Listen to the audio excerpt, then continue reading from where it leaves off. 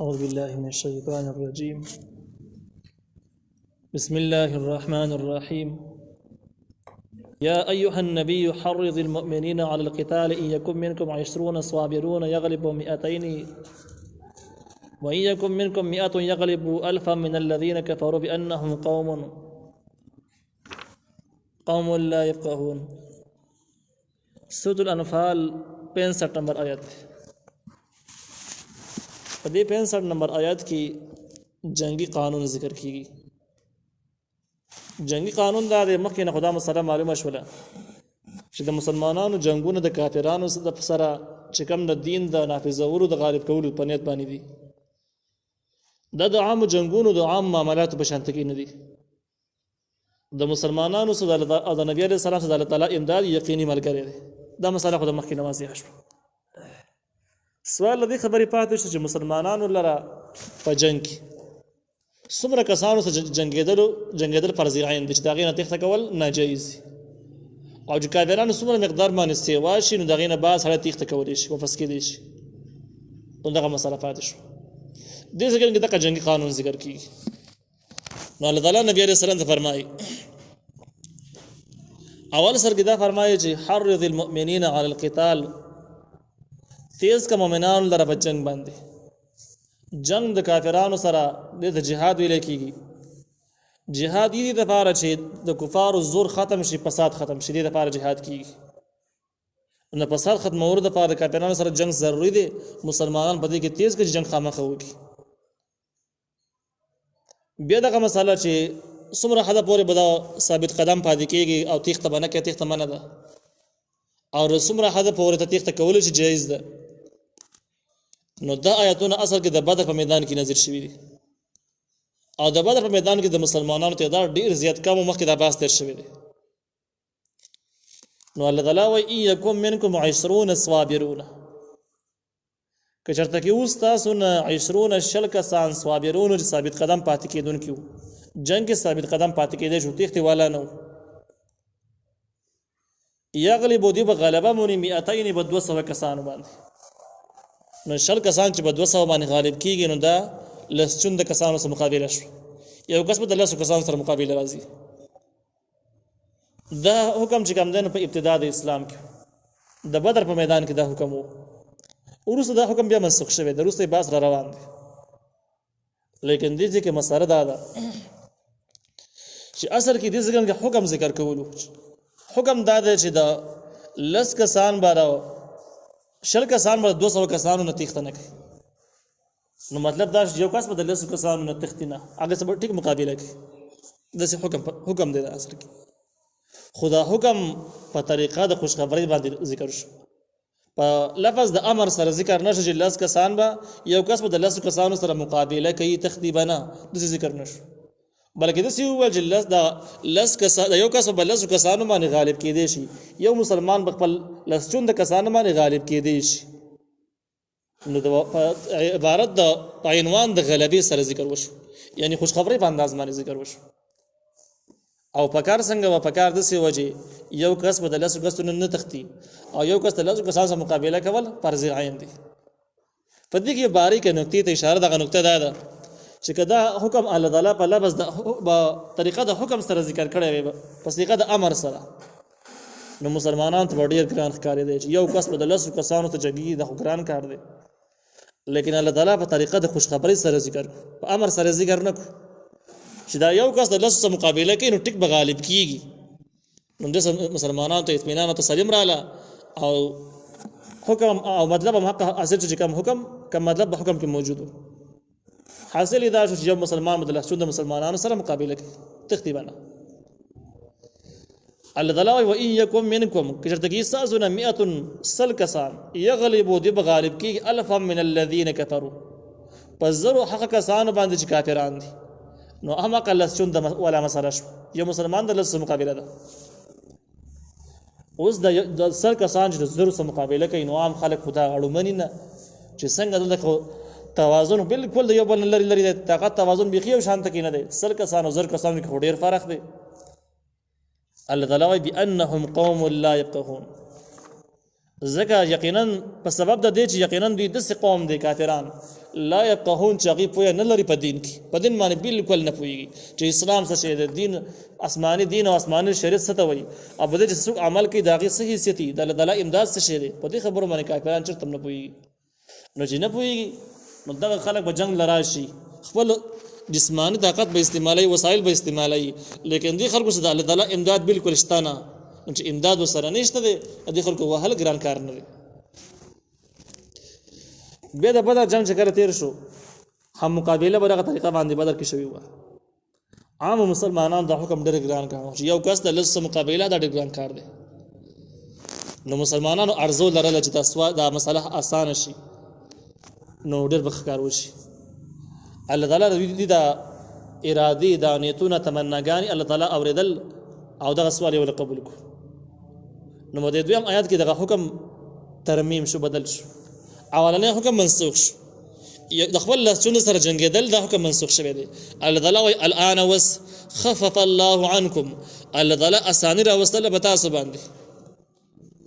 نو چې اساني شو څنګه اساني ده نو وس او عالمه او الله پوهېږي ان فیکم ضعفا ان فیکم یقینا په تاسو کې ضعفا کمزوري ده کمزوري د ارادې او د حوصلې په تاسو کې شته تاسو همت کمزوري دی لس چندو سره جنګېدلی نه شي نو اوس حکم داسې شو فإن یکم منکم که چېرته کې ستاسو نه 100 سل کسان صابرتون چې صبر کوونکي یعنې په جنګي میدان کې صبر کولی شي زړه ټینګولی شي تختې نه صابرتون قید یې ورسره ولګوو دا قید ټولو سره لازمي دی ځکه په جنګي میدان کې هغه سړی پاتې کېدی شي صبر کولی شي چې کوم کلک ایمان لري څوک چې کلک ایمان لري نو دا شوقي د شهادت دا شهادت غواړي او کوم کس چې شهادت غواړي نو دغه د شهادت تمنا دا په انسان کې زبردست قوت پیدا کوي حوصله پیدا کوي او دا کس بیا بل لمازې ورکولی شي دا نه تښتي نه صابرتون ټکی ورسره لازمي کو چې که دغه سل کسان صبر کوونکي په میدان جنګ کې صبر کولی شي تېښته نه کوي او صبر به څوک کوي هغه کس به کوي چې کوم ایمان لري نو د کرایرو ترخه کسان هغه په داسې میدانونو کې پاتې کېدی نه شي یغلبو دې به غالب کېږي 200 په 200 کسانو باندې نو اوس اندازه د چونده شوله چې کله 100 کسان به 200 کسانو سره به مقابله کوي هغې باندې به غالب کېږي نو دا د چونده کسانو سره جنګ شو یو مسلمان به د دو کافرانو مقابله کوي دا شریعت اخیری حکم دی او د قیامت پورې دا حکم باقی دی چې کله مقابله او د خپل د چونده سره مقابله کولی شي مقابله کول لازمي دي فرض دي نه تېښته ناجایز ده او چې کله د چونده نه سیوا شو نو تا لپاره اختیار شته چې ته واپس شي دغه میدان پرېږدي او دا دپاره دا هم اختیار ده چې یو طریقه باندې په بله ذریعه باندې مقابله هم وکړي دا ممکنه ده نو دا صرف د فرض عین صورت ده چې فرض عین دا ده چې د خپل د چونده کسانو نه به تښتي نه او دا حکم قیامت پورې باقي دی دلته کې دغه مسله ده چې امر په ما لفظ د خوشخبری سره ذکر کیږي چې یغلب غالب کیږي به داسې نه وایي چې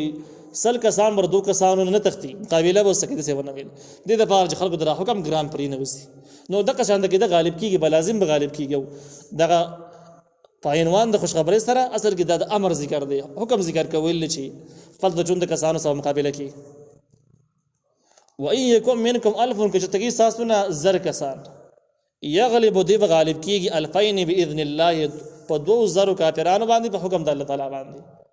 او هم مسله د چونده شوه چې خپل د چونده سره به جنګ کولی شي جنګ کولو سره لازمي دي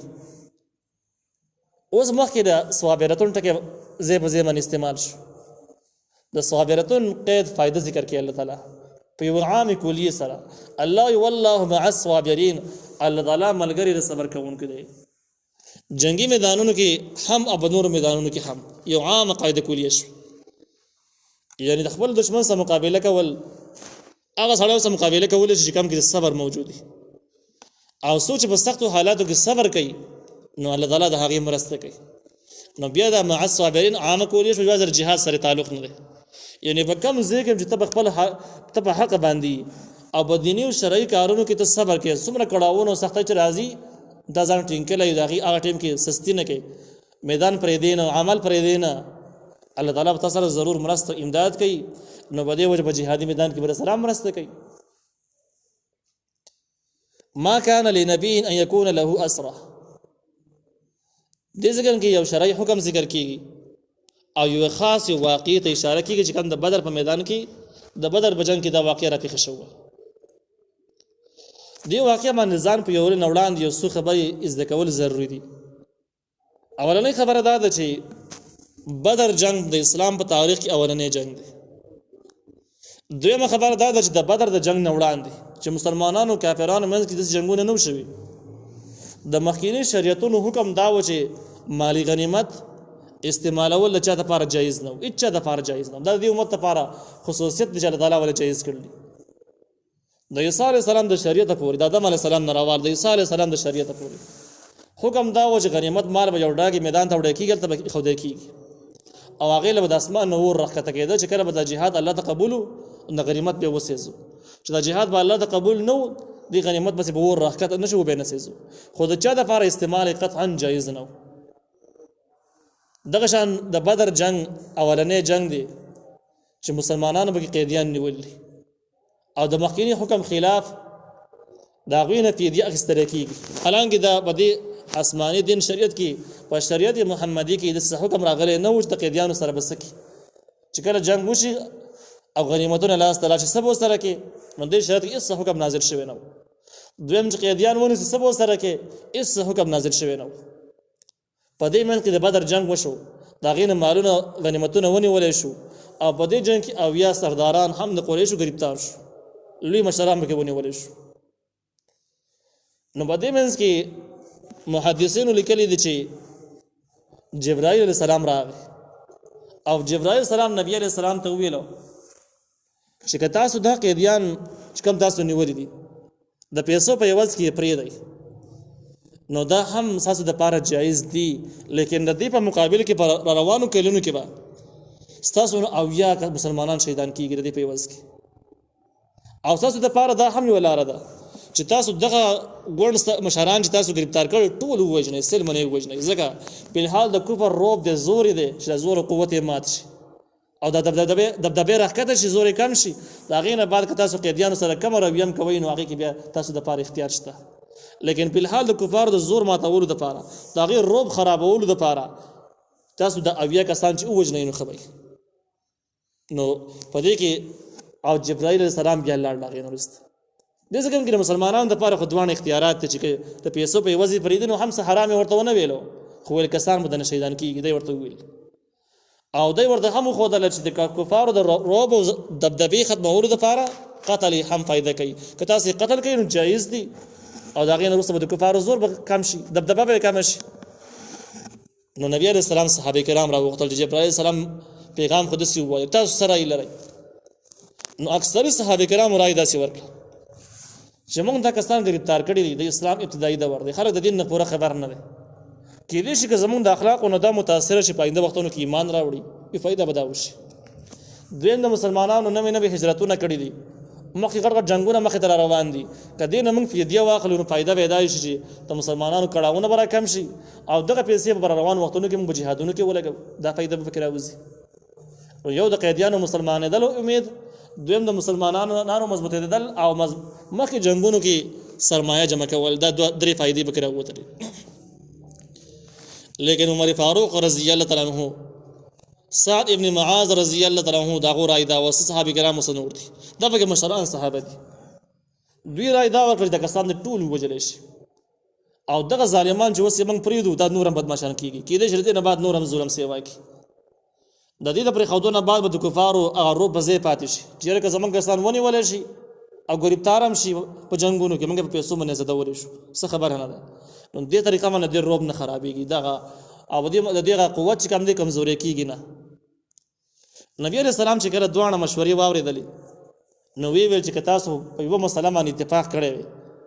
او اختلاف هم نه وی کړی، ابوبکر صدیق رضی الله عنه او نورو صحابه رای د فدیه اخیستلو او د عمر فاروق او سعد بن معاذ رضی الله عنه رای د وجلو. ولکه تاسو یو مسله باندې اتفاق کړی وي ما تاسو د اتفاق مخالفت نشه کولی. که ټول ویلي وي چې وی وجنئ ما وجل، که ټول ویلي وي چې یاره فدیه دې واخلئ موږ فدیه اخیستلې وي، خو تاسو کې په رای کې اختلاف موجود دی. نو د رای په بنیاد د اختلاف په بنیاد باندې به زه دومره وکړم چې د قیدیانو سره زم ګزاره وکړم، چې تاسو کې اختلاف د زما سره ګزاره وکړم خیر دی، ځکه داسې قطعي حکم خو موجود نه و چې خامخا قتل کوي، اشارات موجود وو. مشوره مخکې د جبرائیل السلام په فیصله کې خو دواړه رایې موجودې ښکارېدلې. نو البته د شهیدانو مسله ده. نو شهیدانو مبارک ابو بکر صدیق رضی الله عنه فرمایل چې ګوره زمونږ نه شهیدان کیږي پر روان کال کې د دې کفارو د لاس اویا کسان شهیدانېږي نو شهیدان دي شي په شهادت پسې خو موږ ګرځو د خو نعمت ته سبب سیس خو نه ده. نو د دې ځکه کې اوس غلطي د کم ځای نه وشوه. غلطي داسې وشوله چې د ټیم کې د غنیمت د استعمال حکم راغلی نه و چې استعمال وکړي او صحابه کرام رائے ورکړل چې په دې ته واخلي اگر چې نیتونه خو نیتونه صفا خسته اراده وي لیکن صرف په جلدبازي باندې جلدبازي پکې وشو چې دې په مخکې د رائے ورکړه او حکم راغلی نه و چې سره وکړي. نبی عليه السلام د خلکو نه فدیه واخیسته را دوی ټول معاف په دې کې عباس رضی الله عنه هم شامل دي نور لوی خلک پکې شامل دي دا ټول معاف کړه دوی نه فدیه واخیسته. په یو روایت کې دا هم دي چې کله عباس رضی الله عنه له نبی عليه السلام ورغه وته ویل چې تا فدیه ورکه 100,000 درهم ورکه او ته معاف شي. نو دا ورته ویل چې زه خو جنگ له نو راغله زه خو دې خلکو په زور ځان سره واستم. نبی عليه السلام ته فرمایل چې من کثر سواده فهو منه د چا اکثریت چې د سیوا کو باغی کشماري دا شریعت حکم دی که ساړه ارسن چې د کله چې د چا اکثریت سیوا کړي دی حکم دی د خلکو دی ته کافرانو سره غلي باغی کشماري. نو دا ورته مزه مسلمان ما ایمان راوړی دی ول ظاهر خو د کفار سره گرفتار شوی او دا نه دی الله خبر دی ته په دی ورګه کته مسلمان وي طالب الله دی خي وزو خم بدله بل درک او که مسلمان نه دی کافر نه خاصه موږ اخلو. نو دا ورته ویل چې زما سره خو پیسې شته نه سره بوده څه شی به در کومه. نبی عليه السلام خاموش او څه ورته ونه ویل. بده کې نبی عليه السلام ته وحي وشول چې دا عباس رضی الله تعالی عنہ مسلمان شوی نه دا خبره ده دا چې کړه د کور نه راوته د بدر میدان ته راته جنگ ته راته د شپې په تور تیار کې خپل زنانه ته 9,000 درهم ورک او ورته ویل دا پیسې پټي والي ځامن د خبر نشي که زه په بدر بجنګ کې مړ شم را نشم او دا ځامن ستا خیال بیا نه ساتي نو دې پیسونه به خرچه کې که زرا علامات به بیرته واپس کی. نو نبی عليه السلام راغی عباس رضی الله عنه ته ویل چې هغه پیسې چې ته په نیمه شپه کې خپل زنانه ته حواله کړې وي هغه پیسې را واپس کی. نو دا ورته ویل نو عباس په سم خوړو چې د دې پیسو نه خو هیڅ خبر نه دا بیخي تور شپه وا چې هیڅ چا زموږ غږ نه اورېدو. نبی عليه السلام ته ویل جماعت اوس جبرائیل عليه السلام راغی ماته خبر راکو چې خبر هم دسله. نو دا یقین نه غي دا ټیم کې یقین نه غي او دا پیغمبر دی وحی وته کی پیسې حواله کړې دي آزاد شو او دغه واقعي د وجه نه مسلمان هم شو بیا لوی صحابي تر شوی دی. نو چونکه دې په استله کې جلبازي وشوه ده الله تعالی دغه صحابه کرامو چې لوی شانو د نبی عليه السلام محفل کې د زجر د پاره او د هغوی د تنبیه د پاره د آیتونو نازل کړ چې بیا داسې ونه کړي داسې کمزوري بیا صادره نشي. نو الله تعالی فرمایي ما کان لنبی نشته د هیڅ پیغمبر د پاره ان یکون له اسرا چې د هغه د پاره قیدیانی او د اسلام ابتدایي دوري او د کفر زوري د شرایط سره شته حتی یسخن فی الارض تر هغه پورې چې دوی نتوي کې د کافرانو بزما کې د قیدیانو نتوي کې د کفر د روب کمزوري کول لپاره. نبی عليه السلام تعالی وی توریدون صحابه کرام مخاطب دي توریدون تاسو اراده لري عرض الدنيا د سامانونو د دنیا تاسو دا خیال لږ پیډیا پته واخلو والله يريد الاخره الله تعالی اراده اخرت لري تاسو لخيخي بدلی درکول غواړي. نو بده ځکه کې دا کم فیصله چې دوی کړي و دا فیصله د سی فیصله ده چې بده کې جایز ناجایز دوه مرکبات شته دوه مرکب دي یعنی بده کې د مسلمانانو قوت مضبوطېدل او د قیدیانو مسلمانېدل جهاد د لپاره وسایل برابرول د جایز صورتونه خو یو صورت پکې کمزور ده چې صحابه کرام شهیدانېږي او د کفر روب نه خرابېږي. نو داسې مرکب حکم نه هم الله تعالی معنا وکړي داسې ځون هم ځان ساتي چې جایز صورتونه هم ډېر دي لیکن ناجایز پکې هم شامل دي نو دینه پرهیز کوي دا مستقل قاعده شوره مسلمانانو لپاره چې د څه نه ځان ساتي او هغه جایز صورتونه الله تعالی ذکر نه کړ. والله يريد الاخره الله تعالی اراده اخرت لري والله عزيز حكيم الله غالب او حکمت والا.